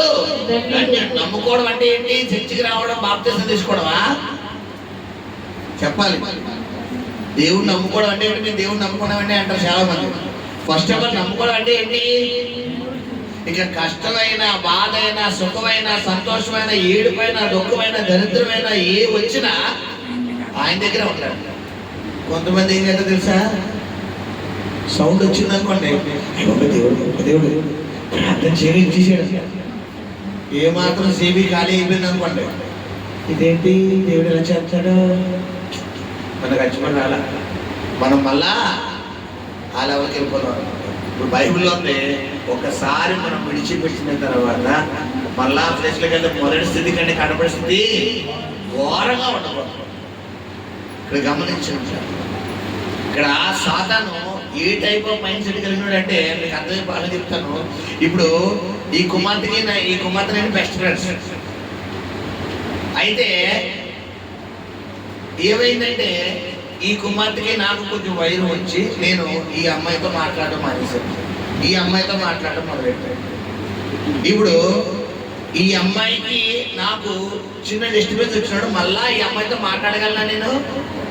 ఒకవేళ మాట్లాడదాం అనుకున్న ఈ అమ్మాయి, యా పన్నెండు డైలాగులు కొట్టావు కదా, అన్ని మాట్లాడినావు కదా, మర్చిపోయి అనుకుంటున్నావా, అన్నీ గుర్తున్నాయి, నీకు సిగ్గులేదేమో, నాకు సిగ్గు అని రకరకాలుగా అంటదా లేదా? ఇప్పుడు గమనించండి, ఎగ్జాక్ట్లీ సైతం కూడా అంతే. మొదటి స్థితి కంటే కడపడి స్థితి ఘోరంగా ఉంటుంది. ఇక్కడ ఏంటంటే యెహోవాను నమ్ముకున్నవాడు ఎవరంటాడా? నువ్వు సమస్య వచ్చినంత వరకే దేవుని నమ్ముకుని, సమస్య రాలేనప్పుడు నువ్వు వేరే మార్గంలో వెళ్దామనుకున్నావా, నువ్వు ప్రాబ్లంలో పడతావు. తర్వాత చెప్తున్నాడు ఆ మాట అదే అధ్యాయంలోని చూడండి, కింద అనుకుంటారా 10వ వచనం చదువురానా? ఒకరి ప్రవర్తనను బట్టి వాని క్రియల ఫలము చొప్పున ప్రతీకారము చేయుటకు యెహోవా అను నేను హృదయమును పరిశోధించువాడను. అదిగో హృదయమును పరిశోధించువాడను, అంతరింద్రియములను పరీక్షించువాడను. అంటే ఏంటంటే నీ మూమెంట్స్ అన్ని ఎవరు అబ్జర్వ్ చేస్తున్నారు? ఇప్పుడు నీ మూమెంట్ బట్టి నీకు ఆశీర్వాదం అంటారు. నువ్వు ఇక్కడ చర్చిలో మాత్రమే బైబిల్ చదువుతూ, చర్చిలో మాత్రమే ప్రార్థన చేస్తూ, చర్చిలో మాత్రమే పాటలు పాడుతూ, చర్చిలో మాత్రమే వాక్యం చదువుతూ, చర్చిలో మాత్రమే భయభక్తులు కలిగిన స్త్రీగా పురుషుడిగా ఉండి ఇంటికి వెళ్ళాక డిస్కో అని లోకానుసారంగా బురదలొద్దులను పందిలాది వెళ్ళిపోయావు. నీ ప్రవర్తన బట్టి నీకు ఆశీర్వాదం. నీ ప్రవర్తన, నువ్వు ఇక్కడ ఎలా ఉన్నావో ఇంటి దగ్గర అలాగే, ఇంటి దగ్గర ఎలా ఉన్నావో నీ ఉద్యోగులు ఎలా ఉంటారు, ఉద్యోగులు ఎలా ఉన్నావో నీ వ్యాపారాలు ఎలా ఉన్నావో నీ బంధువుల దగ్గర అలా ఉంటారు. కొంతమంది ఏం చేయాలి తెలిసే పిల్లరా, ఇక్కడ చాలా పిల్లరా, నేను ఎవరిని విమర్శించే ఉద్దేశం చేయట్లేదు, ఇక్కడ బొట్టు పెట్టుకోరు. ఇక్కడ ఏం పెట్టుకోరు? బొట్టు పెట్టుకోరు. చాలా పద్ధతిగా వస్తారు. క్రైస్తవులు అంటే ఇలా ఉండాలరా బాబా అంట. ఇప్పుడు వీళ్ళు ఫంక్షన్కి వెళ్తారు చూడండి, మొత్తం ఒంటి నిండా దగ్గేసుకుని బొట్టెట్టుకుని ఇక్కడో బొట్టు రకరకాల స్టిక్కర్లు పెట్టుకుని మొత్తం లోకానికి ఎంపేసడ్గా ఉంటాం. ఇప్పుడు బైబిల్ ఏం చెప్తుంది? అయితే వెచ్చగారు లేదా చల్లగారు, వెచ్చని స్థితిలో ఉంటే అదే కరెక్ట్. నీకు ఒకవేళ అలా బొట్లు ఎట్టుకోవాలి, స్టిక్కర్లు ఎట్టుకోవాలంటే ఎట్టేసుకో, తప్పలేదు. ఎందుకంటే ఇప్పుడు దేవుడికి హృదయాలంకరణ కావాలా, బాహ్యాలంకరణ కావాలా? నువ్వు ఈ పెట్టుకోవడం వల్ల బైబిల్ ప్రకారం ఏంటంటే తగుమాత్రపు వస్త్రధారణ ఉంది. బొట్లు ఎట్టుకోవద్దు, చీరలు ఎట్టుకోవద్దు, అవి ఎట్టుకోవద్దు అని లేదు, పెట్టుకోవచ్చు. కాకపోతే అది మనకు అంగీకారం కాదు. ఈ బొట్టు అనేది ఎవరి సింబల్ ఎక్కువ? వాటికి సింబల్ ఎక్కువ. విషయం ఏంటంటే నువ్వు పెట్టుకున్న స్టిక్కర్ వల్ల, నువ్వు పెట్టుకున్న బొట్టును బట్టి కూడా సాతాను నీ జీవితంలో కలుగుతాడు. మీకు అర్థమయ్యే బాగా చెప్తాను. ఒక చోట దొంగతనం జరిగింది, ఒక జ్యువెలరీలో దొంగతనం జరిగింది. ఆ దొంగతనం జరిగిన దాంట్లో ఒక కేజీ బంగారం పోయింది. ఆ దొంగతనం చేసినాడు నీ ఇంట్లో కేజీ బంగారం పెట్టి మళ్ళా వాడు పిల్లరా 9 కేజీల 999 గ్రాముల బంగారాన్ని తీసుకెళ్ళిపోయాడు. ఎంత? 9 కేజీల 999 గ్రాముల బంగారాన్ని తీసుకెళ్ళిపోయాడు. ఇప్పుడు నీ ఇంట్లో ఎంత బంగారం ఉంది? 1 గ్రామ్ బంగారం ఉంది. 1 గ్రామ్ బంగారం ఉంది. ఇప్పుడు దొంగోడు పోలీసుడు వచ్చి నిన్ను కూడా జైల్లోకి వెళ్తాడా లేదా? అదేంటి కేజీ బంగారం లేదుగా చెప్పాలి. గ్రాము కూడా ఎంత గ్రామ్ అంటే ఇప్పుడు 10,000 అంటే ఏంటంటే నువ్వు ఎంత దొప్పిసు? 1 గ్రామే మాస్టర్, 1 గ్రామే. 1 కేజీ పట్టుకెళ్ళాలేమో ఆన్ని జైలేసేసి 1 గ్రామ్ అంటే అసలు 1 గ్రామ్ అని దిగలేదు. ఆ స్టిక్కర్ అనే ఎందుకు ఎట్టుకుంటున్నాం? ఆ బొట్టు బిల్లని ఎందుకు ఎట్టుకుంటున్నాం చెప్పాలి. ఆ ముఖ్య ఎందుకు వేస్తున్నాం? ఆ పసుపులు ఎందుకు జరుగుతున్నాం? ఆ ఎదురు ఎందుకు చూస్తున్నాం? ఆ నెలపొడు ఎందుకు చూస్తున్నాం? అసలు క్యాలెండరీలో ఈరోజు మంచి చెడ్డది ఎందుకు ఆలోచిస్తున్నాం? అసలు అమావాస్య అయితే నీకేంటి, పౌర్ణమి అయితే నీకేంటి, ఆషాఢం అయితే నీకేంటి, గాడి చోటు అయితే నీకేంటి, గంగర పీస్ అయితే నీకేంటి? ఇంకా ఎక్కడో నువ్వు పెట్టుకున్నావు.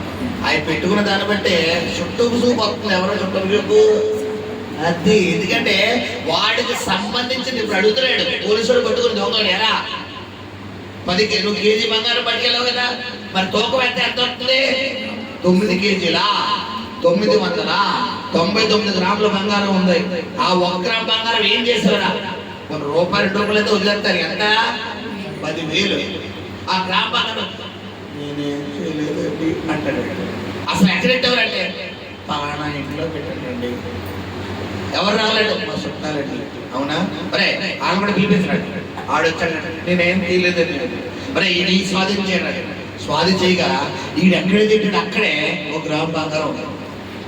ఇప్పుడు ఈయన కూడా ఆడదప్పుడు ఇది కూడా తీసి ఎత్తారు. ఇంతకీ ఈడు దొంగతనం చేశాడు, ఆడ దొంగతనం చేశాడా? ఆడు చేశాడు. ఆడు చేసి ఆవిడ ఇంట్లో పెట్టాడు, ఇంకో ఇంట్లో పెట్టాడు. ఇంతకీ పెట్టించుకోవడం తప్ప కదా? ఒరే బాబు నా ఇంట్లో దొంగ బంగారం పెట్టకరా బాబు, నీ నమస్కారం రా బాబా. నీకు 10 గ్రాములు ఇస్తాను, నీకు అరకేజీ ఇస్తాను. అరకేజీ ఇస్తావా? నీకు సగం నాకు సగం. కొంతమంది ఇక్కడ అబద్ధం ఆడకూడదు, దొంగతనం చేయకపోతే దేవుడు కోపడతాడు. ఆంటి మనలో ఇప్పుడు 1,00,000 రూపాయలు ఇస్తాను, నువ్వు అబద్ధం ఆడతావా? 1,00,000 ఇస్తాను. ఒక అబద్ధం ఆడితే 1,00,000. ఏ పనిలోకి వెళ్ళాడు పక్కన దేవుడు ఆగడు. దేవుడు అంటాడు, ఈ పక్కన సైతం అంటాడు 1,00,000 అవుతున్నావు నీకు. పల్లెల్లో ఎలా దేవసంలోకి వెళ్ళిపోయి పానికి వేసుకుని ప్రభా తప్పు అయిపోయి ఇచ్చేనా ఆయన ఇదే అంటాడు. కొంతమంది నోరిస్తే కులికాలం ఏంటి అబద్ధం. ఇంకా కులికాలంలో బెటరే, అది డ్రైనేజ్ కొద్దిగా వాటర్ సెంటికెళ్ళి తాగేసి. కొంతమంది నోరిప్పితే అబద్ధం, కొంపు కొంపు. వాళ్ళు నిజం చెప్తున్నారు అబద్ధం చెప్తున్నా కూడా తెలియదు.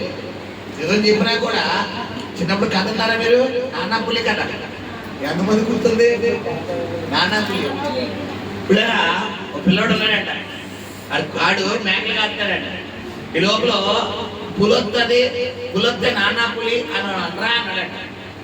ఈడు వాళ్ళ నాన్న ఆడపడిద్దామని చెప్పి ఏం చేశాడంటే పిల్లరా పులి రాకుండానే నానా పులి అన్నాడంట. బాబోయ్ పులి కదా, నానా పులి అన్నాడంట. వెంటనే నాన్న వదిలేసి ఆ ఆయుధం తీసుకొని ఏదిరా అన్నాడంట. తినే ఊరికినే నువ్వు ఎలక్ట్గా ఉన్నావా లేదా అని సరదాగా అని కాదు. మళ్ళా వెళ్ళిపోయాడు. మళ్ళా ఈసారి మా నాన్న అలా పడుకుంటున్నాడా, పనిలో ఉన్నాడు, ఏం చేద్దాం ఉందని చెప్పి నానా పులి అన్నాడు. మళ్ళా వచ్చాడు. మూడోసారి నిజంగా పులి వచ్చింది. మేకలన్నీ తినేది. నానా పులి అంటే ఊరుకోరాని అంటారా? ఊరుకోరా నేనే దొరికంటా నీకు అన్నాడు. ఏం దొరికో మొత్తం మేకలనే తీసిపోయింది. మీ నాన్న పులి అన్నాడు. నా దగ్గర ఏముంటే యారా అనలేదండి, నేను అంటేనే ఉన్నాను కదండి. మరి ముందెందుకు అన్నారంటే ఊరికే అన్నారు. కొంతమంది ఉత్తునే అబద్ధం ఆడతారు. ఉత్తునే నిజంగా ఉత్తునే అబద్ధం.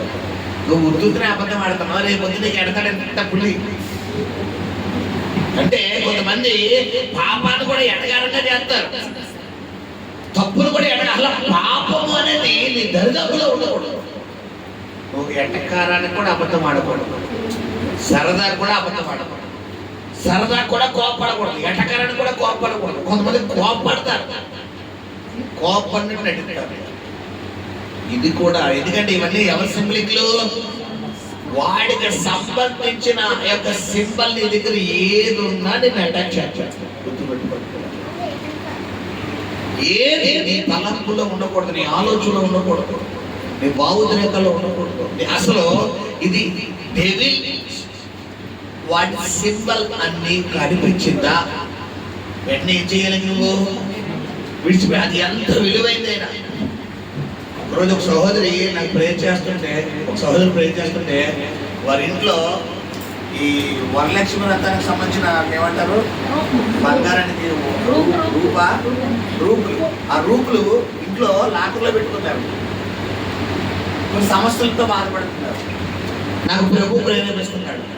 ఆ ఇంట్లో కనబడుతున్న ఒక సాధారణ అమ్మ, నాకు ఎందుకో నీ ఇంట్లో ఏదో కనబడుతున్నామని చెప్పగానే, మా ఇంట్లో ఏం లేదు పాస్టర్ గారు, అన్నీ తీసేనండి.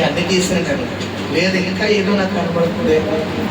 ఒకసారి మీ దగ్గర బంగారం ఏమంటే చెప్పన్నారు. అదేంటి నల్లపూసలు ఉన్నాయండి, ఇంకా గొలుసు ఉందండి, అదేంటి ఆ లక్ష్మీదేవి రూపులండి అమ్మ. అది బంగారం కనపడదు, బంగారమే. దాన్ని నువ్వేం చేయొచ్చు? కడిగిని తీసుకుని ఇంకో వస్తువు తయారు చేసుకో. ఆ యొక్క రూపం అనేది ఎక్కడ ఉంది? విషయం ఏంటంటే ఏమి చెయ్యవు, కానీ సింబలిక్గా కాదా? చెప్పండి. మరి అలా అయితే మరి డబ్బుల మీదండి అలాగని అనుకుంటాం కదంటే, నీది కాంతి నీ దగ్గర ఉంది, అది వేరు. బట్ అది ఆ బంగారం ఎవరిది? నీదే. ఇప్పుడు మనం రైస్ బ్యాగ్ తెచ్చుకుంటాం, రైస్ బ్యాగ్ మీద ఏముంటాయి? ఆ బొమ్మలు ఉంటాయి. మనం కొంతమంది ఏం చేస్తారంటే ఆ సంచులు ఇంట్లో పెట్టుకుంటాం. అవి కూడా సింబలిక్, మీకు తెలియని విషయం. ఆ సంచి ఇంట్లో పెట్టుకుని ఏం చేస్తారు? ఆ సంచుల నుంచి రైస్ తీసుకుని వండుకుంటారు. ఇవన్నీ సింబలిక్, ఇవన్నీ ఆలోచన. అంటే ఈ స్పిరిట్ల వల్ల నీ ఇంట్లో రావాల్సిన ఆత్మ ఏమవుతుందంటే, గమనించండి. కొంతమంది బట్టల మార్కెట్కి వెళ్తారు, షాపింగ్ మాల్కి. ఆ బట్టల మార్కెట్లో ఆ బట్టల బ్యాగ్ మీద కూడా ఏముంటాయి? ఆ స్పిరిట్ పైన సింబల్, ఫోన్ నెంబర్ మీద చిన్న బొమ్మ ఉంటుంది. బొమ్మడు పక్కనే ప్రొపరేటర్ అని చెప్పి బ్రాండ్ పలానా షాప్ అని చెప్పి అదొకటి, అది కూడా ఉండకూడదు. గమనించండి. సింబలిక్ అనమాట ఇవన్నీ, సింబల్స్, ఆధార సింబల్స్. ఇవన్నీ ఆధారం పెట్టుకుని నీ ఇంట్లో ఏదో ఒక మూల ఉంటాడు. కొంతమంది నోట్ బుక్స్ కొనుక్కుంటారు, నోట్ బుక్స్ మీద కూడా ఉంటాయి. కొంతమంది ప్యాడ్ కొనుక్కుంటారు, ప్యాడ్ మీద ఉంటాయి. అసలు నువ్వు ఉదయం లేదు, నీ ఇంటిలో నీ ఆలోచన ఎక్కడ నీకు అనిపించినా మొత్తం ఏం చేయాలంట? ఇక్కడ చెప్తున్నా, మాట చదువుకుని ముగిద్దాం. మాట చదువుకున్న సరే, ఒకటి ప్రవర్తనను బట్టి ఏంటమ్మా? వాని క్రియల ఫలము చొప్పున ప్రతీకారము చేయుటకు, అదిగో ప్రతీకారము చేయుటకు, అదిగో హృదయమును పరిశోధించువాడను, అంతరేంద్రియములను పరీక్షించువాడను. హల్లెలూయా. ఆయన నీ ఇన్నరు నీ అవుటర్ మొత్తం పరిశోధిస్తాడు. గమనించండి. కొంతమంది వ్యాపారం చేసేవారు బోని అని చెప్పి ఏం చేస్తారంటే, బోని అని చెప్పి ఆ సరుకుని కొడతారు. అలాగే ఇది కూడా చేయకూడదు. అసలు బోని అని నీ చేతుల కష్టాజితమును నిశ్చయముగా నేను ఆశీర్వదిస్తాను. దేవుడి ఆశీర్వాదం, ప్రభా ఫస్ట్ వ్యాపారం, ఫస్ట్ కస్టమర్ నాకు ఇచ్చావు నాయన, నీకు స్తోత్రం. అంటే ఈ కస్టమర్ చూసుకుని క్యాష్ లోపల వేసుకునే లోపలనే ఇంకో కస్టమర్ వస్తాడు. ఈ బోని అని దాన్ని బాబు నీ చెయ్యి బోని, ఈ రోజు బాగా వ్యాపారం. అంటే దేవుడికి రావాల్సింది అంటే ఎవరికి ఇస్తున్నావు నువ్వు? దృష్టిలో పెట్టు. మన మాటలు మారాలి, మన ప్రవర్తన మారాలి, మన నడవడిక మారాలి. కొంతమంది పశు ఏమంటారో గడప తుమ్మితే నీళ్ళు జల్లుకోవాలి. కరెక్ట్గా బయటికి వెళ్ళేటప్పుడు తుమ్మితే ఇంకా మామూలుగా కానీ ఇంకా అంతే. కొంతమంది కుక్క అంటే కుక్క ఎదురు రాకూడదు, పిల్లి ఎదురు రాకూడదు, పొద్దున్న లేసి కుక్క చూడకూడదు, పిల్లలు జీవితానికి జంతువులు తిరగకూడదు. ఇంకా ఆయన చచ్చిపోవాలి లేదా అడుగు వెళ్ళిపోవాలి. నువ్వు మనుషుల మధ్యలో అక్కడ ఉన్నావు. నువ్వు కొంతమంది పొద్దున్నే ఏం కనబడకూడదు, పొద్దున్నే కుక్క కనబడేది. ఆ దొంగ ఆ నల్లపిల్లని చూసాను అంతే. ఆ నల్లపిల్ల నాకు అందుకే ఈరోజు దెబ్బ తెలిసిందంట. ఏంటి నల్లపిల్ల చూడడం దెబ్బ తెలిసిందా? చాలా ఫన్నీగా ఉంటుంది. నువ్వు పొద్దున్న లేచి లాగానే ప్రార్థన చేస్తే ఎందుకు దెబ్బ తగ్గుతుంది? నాకు మొరపెట్టము, నీకు ఉత్తరం ఇస్తాను. ఉరుము దాగు చోటు నేను నీకు సమాధానం ఇస్తాను అంటాడు. మరి ఇంకేందుకు నీకు బాధ? నీ పక్కన 1000 మంది పడినాను, నీ కుడి పక్కన 10,000 అపాయింట్ ఎంతకు రాదు. ఇందాక నేను కోటానికి వెళ్ళి వస్తాను చెప్పాను కదా, కరెక్ట్ గా క్వారీ మార్కెట్ నుంచి కోటానికి వెళ్ళి వస్తుంటే కారుడు నన్ను డాష్ ఇచ్చేపోయాడు. కారుడు వెనకాల నా బండి డాష్ ఇచ్చేపోయాడు. ఎవరో నన్ను ఎదరికి యాక్సిడెంట్ వచ్చి లాగేసాడు. నాకు తెలుసు ఆయన నాతో ఉన్నాడని తెలుసు. ఆడు సిగ్నల్ పాయింట్ నాకు సిగ్నల్ ఇచ్చాడు, నేను వెళ్ళిపోతాను. ఇప్పుడు నేను వెళ్ళిపోతున్నప్పుడు ఇంకో సిగ్నల్ వైపు చూస్తానా? ఆడు ఏం చేయాలి? ఆడు సిగ్నల్ వచ్చేవరకు ఆగలి కదా. ఆడు ఆకుండా ఆడేదో కంగారులో వచ్చేస్తున్నాడు. నేను నా సిగ్నల్ వైపు నేను కరెక్ట్గా గ్రీన్ సిగ్నల్ ఇచ్చాను, నేను వెళ్ళిపోతుంటే కరెక్ట్గా కోరి మార్కెట్ సెంటర్ దగ్గర కరెక్ట్గా నా సిగ్నల్ ఇచ్చాను చెప్పి నేను వస్తుంటే వాడు వెంటనే వచ్చేసాడు. మామూలు ఇంకొకరైతే అక్కడే పడిపోయాడు. కానీ చూడండి, బండి ఎలా ఉంది, ఆడి కారు ఇది ఫుల్ బండి అయితే ఈ హాఫ్ ఆఫ్ ది బండిని క్రాష్ నన్ను గుద్దేలాడు. నేను ఇక్కడ ఉన్నప్పుడు ఆడి ఇక్కడ నుంచి ఇక్కడికి ఎంత స్పీడ్గా వచ్చాడో ఇక్కడి నుంచి కూడా అంత స్పీడ్గా వెళ్ళగల లేదా? నా బండి ఎదరికి వెళ్ళిపోయి స్పీడ్గా వెళ్ళిపోయింది. ఎవరు లాగేశారు? దేవుడే. రానివ్వడు. నా ధైర్యం అదే. ఒకరోజు కొవ్వూరు బ్రిడ్జి మీద వెళ్తున్నప్పుడు పక్క నుంచి మీ మాస్టర్మ గారు నేను సేవలో కొంచెం కొత్తలో తణుకు పోవడానికి వెళ్ళాం. తణుకు అత్తిలి ప్రారంభంలో పరిగెట్టేవాళ్ళు అనమాట. మార్మూల ప్రాంతాలకు వెళ్ళిపోయేవాళ్ళు. పోవటానికి వెళ్ళినంత కరెక్ట్గా రాత్రి 9 గంటలకి. ఇప్పుడైతే కొవ్వూరు బ్రిడ్జి మీకు బస్సులు అలౌట్ చేయట్లేదు. ఈ గవర్నమెంట్ బస్సులు తప్ప హైదరాబాద్ బస్సులు అలౌట్ చేయట్లేదు. అప్పుడు అలౌట్ చేసేవాడు. హైదరాబాద్ బస్సు ఏం చేయాడంటే స్పీడ్గా వచ్చి పిల్లరా ఆ హైటెక్ బస్సు పక్క నుంచి లాగేశాడు. అది అయిపోయాక వెంటనే గవర్నమెంట్ పల్లె వెలుగు బస్సు ఆడి పక్కన లాగేశాడు. అప్పుడే అయిపోయింది అనుకోండి. దానిత్తడి దేవుడు నీ పక్కన 1000 మంది పడినను 10,000 అబ్బాయిని ఎందుకు రాని కూడా సమస్య లేదు. ఒకవేళ ఏదైనా జరిగిన చిన్న దాంతో సరిపెడతాడు కానీ అసలు మేజర్ నీ జీవితంలోకి రానివాడు. హల్లెలూయా. కారణం ఏంటంటే నీ ప్రవర్తన అంతటి బట్టి ఆయన పరిశోధిస్తాడు. నువ్వు ఎలా ఉన్నావు? నువ్వు ఒకవేళ నీకు ఆరోగ్యం ఉంటే నువ్వు ఆయనకు ఉపయోగపడతావా లేదా? నిన్ను మళ్ళా లేపితే ఆయనకు ఉపయోగపడతావా లేదా? కొంతమంది అవసరాన్ని బట్టి దేవుడు వాడతారు. తెలుసా మీకు? అవసరాన్ని బట్టి మనుషులు వాడినట్టుగా దేవుడు కూడా అంతే. వీళ్ళకి ఏదైనా కష్టం వచ్చి, బాధ వచ్చి, శ్రమ వచ్చి, శోధన వచ్చింది అనుకోండి, దేవుడిని వదులుతారేలో వదలరు. ఇప్పుడు హ్యాపీగా లైఫ్ వెళ్ళిపోతుంది అనుకోండి, ప్రార్థన రమ్మని అయ్యో ఖాళీ లేదండి, చుట్టాలు వచ్చేది అమ్మ చర్చికి రండి. లేదండి అంటే మా పిల్లి గారు, వాళ్ళ అమ్మమ్మ గారు, వాళ్ళ తాతగారు, వాళ్ళ నాన్నగారు, వాళ్ళ పిల్లి గారు, అలా చుట్టాలు, పెద్దమ్మ, మామమ్మ అందరూ వస్తారు. ఇప్పుడు రేపు పొద్దున సమస్య వచ్చింది, శోధన వచ్చింది అనగానే మీ ఇంట్లో మీరు సొంత అన్నయ్య వచ్చేది. అన్నయ్య నాకు రెడ్డి తీసి నేను ప్రార్థనకి వెళ్ళిపోతున్నాడు రా బాబు, తర్వాత ఉండు నాతో పాటు వచ్చే లేదంటే ఇంట్లో ఉండు, నేను ప్రార్థనకి వెళ్ళిపోతాను చెప్పి ఎక్కడ పరిగెట్టి వచ్చేస్తాం. కారణం సమస్య. కొంతమంది ఈ టైప్. ఇప్పుడు ఆ టైప్గా ఉన్న వాళ్ళు దేవుడు ఏం చేస్తాడంటే హృదయాన్ని అంతరంగానే ఏం చేస్తాడంట పరిశోధిస్తాడు.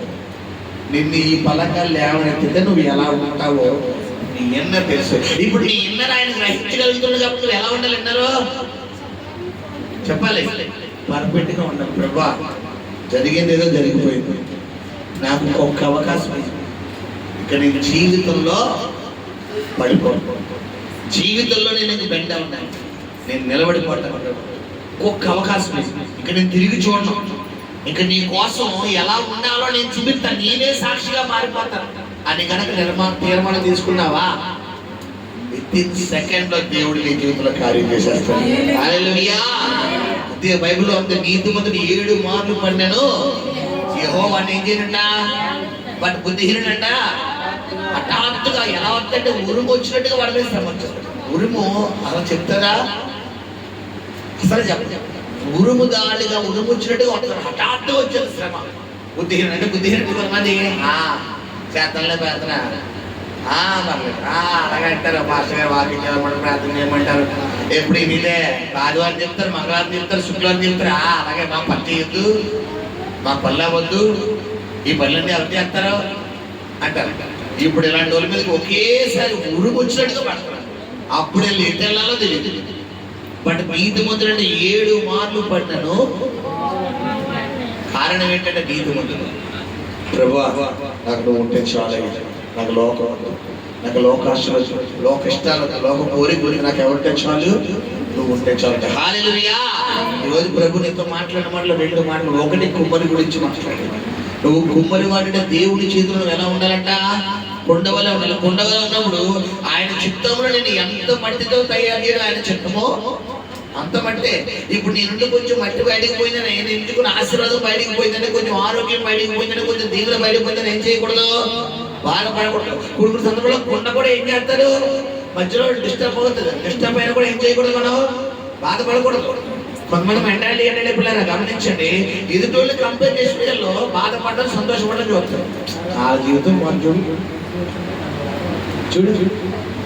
వాళ్ళ కెరీర్, వాళ్ళ జీవితం, వాళ్ళ లైఫ్ అంటే నాకు ఉంది ఏంటో చూడు. పల్లె 3 అంతస్తులు బిల్డింగ్ నాకేంటో ఇప్పుడు ఇప్పుడు 3 అంతస్తుల బిల్డింగ్ బట్టి నువ్వు అడుగుతున్నావు. దేవుడు లేకపోతే నీకు 10 అంతస్తుల బిల్డింగ్ సిద్ధపరిచాడు. ఇప్పుడు 10 అంతస్తుల బిల్డింగ్ నీకు రావాలంటే దీన్ని కంపేర్ చేయాలా? ఆయన అడగాల? ఆయన అడిగితే నీకు 10 అంతస్తుల బిల్డింగ్ వచ్చాడు. మనం ఏది బెటర్ అనుకుంటున్నావు? 3 అంతస్తులు. నీ విశ్వాసం 3 అంతస్తులు వేసుకుందా? సరే అయితే శాంక్షన్ గ్రాంటెడ్ అన్నాడు. ఎంత వేసిపోయింది? కొంతమంది కంపేర్ చేస్తారు భక్తి.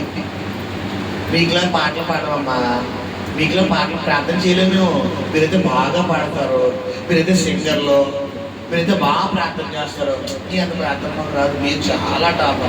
ఇది కూడా చేయకూడదు. అసలు మనం ఎదుటితో ఏం చేయకూడదు? ఎవరి టాలెంట్ ఆల్దే, ఎవరి టాలెంట్ ఆల్దే, ఎవరి కృప ఆల్దే.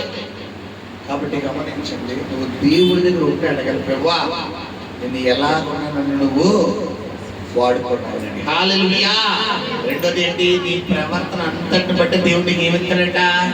ప్రతిఫలం ఇస్తాడు. కాబట్టి నీ ప్రవర్తన బట్టి నీకు ప్రతిఫలం ఇస్తున్నాను. నీ ప్రవర్తన ఎలా ఉండాలి చెప్పాలి. అదే ప్రసంగం 5:1 ఉంది. నువ్వు దేవుడి మందిరానికి పోయినప్పుడు నీ ప్రవర్తన ఎలా ఉండాలంట? జాగ్రత్తగా ఉండాలి. చర్చిలో మాత్రం ఇలా ఉండి బయట ఎవడండి, బయట ఎవడాడు ఎవడా అన్నావనుకో. ఇప్పుడు చర్చిలో ఎలా ఉండమో చూస్తున్నాడు, బయట ఎవడాడు. ఇంటి చర్చిలో మాత్రం ప్రార్థన చర్చి బయట ఎవడదే ఎందులో చూస్తున్నాడు ఆయన? అవును. ఇప్పుడు నీకు జడ్జిమెంట్ ఇవ్వాలంటే ఇంటర్ని బట్టి ఇస్తాడా, అవుటర్ని బట్టి ఇస్తాడా? చెప్పాలి. అవుటర్ని బట్టి ఇస్తాడు. కారణం ఏంటి? నీ ప్రవర్తన బట్టి ప్రతిఫలం ఇస్తాడు. చర్చిలో కుటుంబ పేర్లో ఉన్నావనుకో, నిన్ను అమ్మా ఎంత బాగున్నారు చూడండి అని ఇక్కడ ఇచ్చేసి అక్కడ ఇచ్చేది. నీ అవుటర్ ఎన్నో చూడచ్చు. నీ ప్రవర్తన బట్టి, నీ హృదయాంతరంగాన్ని బట్టి, నీ అంతరేంద్రియాన్ని బట్టి దేవుడు ఏం చేస్తాడంటే ఈ వాక్యాన్ని బట్టి పరిశోధిస్తాడు. కాబట్టి నీ ప్రవర్తన బట్టి నీకు ప్రతిఫలం ఇస్తాడు. కాబట్టి నువ్వు దేవుడి దగ్గర ఏం చేయకూడదంటే నటించకూడదు. ఎలా ఉండాలి? ఒరిజినల్గా ఉండాలి. ప్రభువా చాలు నాయన, ఇక్కడ నేను అలా వద్దు, నాకు ఆ జీవితం వద్దు, ఇక్కడ నాకు ఆ క్యారెట్ వద్దు, నీకు అలా డబుల్ గేమ్ ఆడ, నువ్వు ఎలా ఉండమంటే అలా ఉంటావు, నువ్వు ఎలా చేయమంటే అలా చేస్తానన్నావనుకో, ప్రభు మాట దగ్గరికి వస్తుంది. ఏంటంటే ఈ ఫలంగా దేవుని కార్యాలయ జీవితంలో జరగబోతున్నాయి. హల్లెలూయా. ఆయనకు నిజముగా మొరపెట్టే వారి కంటే సమీపముగా ఉంటాడు. అంటే కొంతమంది ఎలా కూడా మొరపెడతారు? అబద్ధంగా కూడా మొరపెడతారు. మన దగ్గర హర్ష ఉన్నాడా? వెళ్ళిపోయాడా? పైకి వెళ్ళిపోయాడా? చూడండి, హర్ష ఇక్కడ ప్రార్థన చేస్తున్నాడు. ప్రార్థన చేస్తుంటే ఎవరో కానీ 2 సార్లు అన్నారండి. జబ్బు పైకి.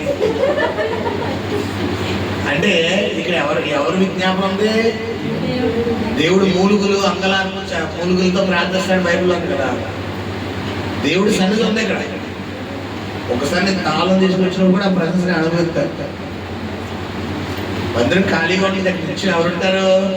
దేవుడి మందిరం, దేవుడి సన్నిధి, దేవుడి ప్రసన్నత ఉంటారు. మనం విడిచిపెట్టి వెళ్ళిపోయిన తర్వాత ఆయన ఎలా ప్రార్థన చేస్తాడు? ఎవరో వచ్చినట్టు కళ్ళు మూసుకున్నట్ట, ఎవరో వచ్చినట్టు వెళ్తూ వచ్చినట్టు అని దెబ్బకి లైట్లు వేసారు, ఆర్మీ గురించి దెబ్బ పైకి మళ్ళీ ఫోన్ చేసి మళ్ళీ చెప్తున్నాడు ఆ బాయ ఎలా జరిగింది బాయ అంటే.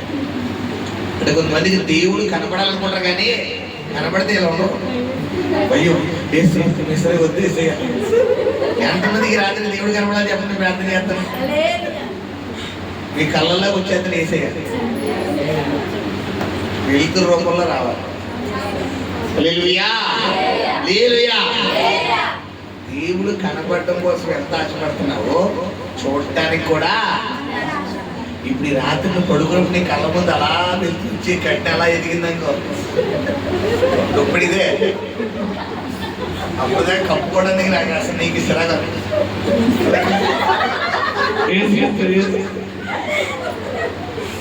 ఏ ప్రార్థన చేస్తాను కదా, మీరు ఏదో ఊరికి అన్నారు. హల్లెలూయా. నీ ప్రవర్తనను బట్టి ఆయన ఆశీర్వదిస్తాడు. నీ ఎన్నర్ కావాలి ఆయనకి. నువ్వు ఎన్నర్లో ఏమనుకుంటున్నావు ఆయన వింటున్నాడు.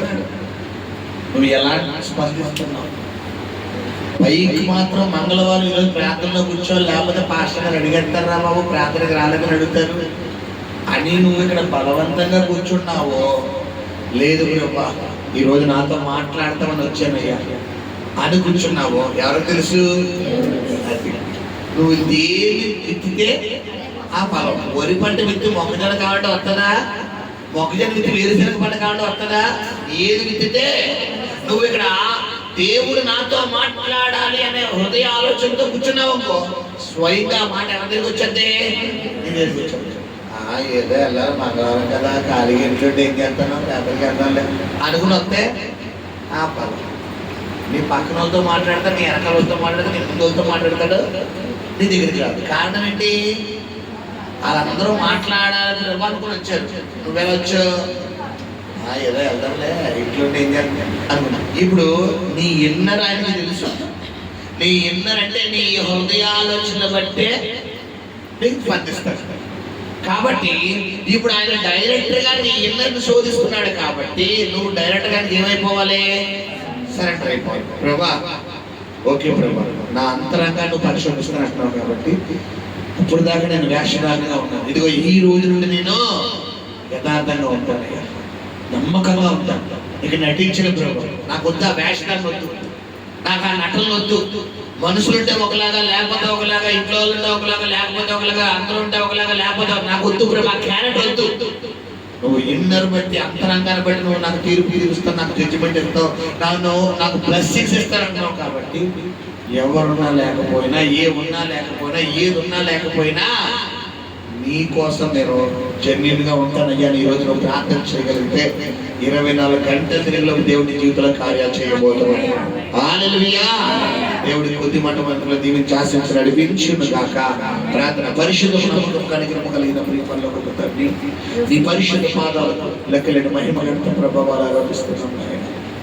ప్రతి బిడ్డ జీవితంలో నువ్వు చేసిన కార్యాలు బట్టి వందనాలు అయ్యా. ఇదో కొమ్మరివాడిదిగో నాయన, కొండనిదిగో తయారు చేయ నిమిత్తము నాయన, సారి మీద తిప్పుతున్నా కొద్దిగా మట్టిదిగో మిగలగా దాని ద్వారా మరొక కొండను తయారు చేయ ప్రభావ. మా జీవితంలో కొడుకుడు సందర్భంలో కొడుకును కోల్పోతాము నాయన, కొడుకుని లాస్ అవుతాం. ఆ కోల్పోయిన దాన్ని బట్టే బెంగ ఎట్టుకుని, భయం పెట్టుకుని, బాధ ఎట్టుకుని అయ్యా ఒకప్పుడు ఎదుగు ఎలా ఉండేది, ఒకప్పుడు నా జీవితం అలా ఉండేది, ఒకప్పుడు నా పరిస్థితి ఎలా ఉండేదని ప్రేమ ప్రస్తుత పరిస్థితిని బట్టి మర్చిపోయిన ఆయన అయ్యా, గడిచిపోయి కోల్పోయిన దాన్ని బట్టి బాధపడుతున్నాం ఆయన. అయితే ఇదిగో ప్రభు తండ్రి నాయన, మీ ప్రవర్తన బట్టి, ఎండని బట్టి, హృదయాంతరంగాన్ని బట్టి నేను పరిశోధించి నీకు ఆశీర్వాదాలు ఇస్తానంటున్నావు. కాబట్టి నాయన అయ్యా